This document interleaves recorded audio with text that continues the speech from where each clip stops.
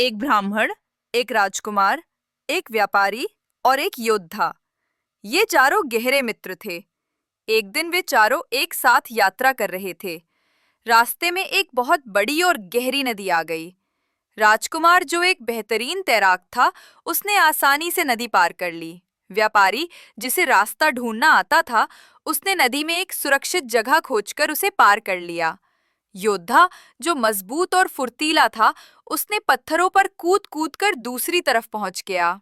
लेकिन ब्राह्मण, जिसके पास धार्मिक किताबें थीं और कोई शारीरिक कौशल नहीं था, वो पीछे रह गया और नदी पार नहीं कर सका। उसके दोस्तों ने उसे फंसा हुआ देखकर अपनी अपनी काबिलियत के हिसाब से मदद की पेशकश की।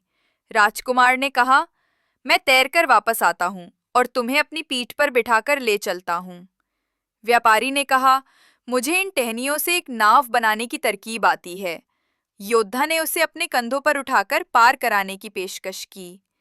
ब्राह्मण ने अपने दोस्तों का शुक्रिया अदा किया, लेकिन कहा, मेरे प्यारे दोस्तों, तुम्हारी शारीरिक शक्ति बहुत अच्छी है, लेकिन मेरी ताकत मेरा ज्ञान है। वो बैठ गया, अपनी एक छोटी सी किताब निकाली और एक प्रार्थना का जाप करने लगा। कुछ ही मिनटों में एक बड़ा और सुंदर कमल का फूल तैरता हुआ आया। ब्राह्मण उस कमल पर खड़ा हो गया और वो फूल उसे सुरक्षित रूप से नदी के पार ले गया।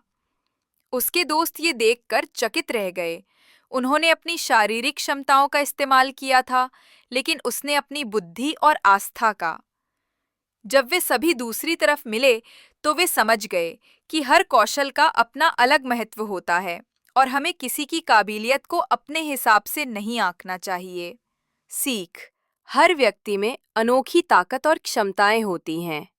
किसी एक क्षेत्र में जो कमी है, वो दूसरे क्षेत्र में पूरी हो सकती है।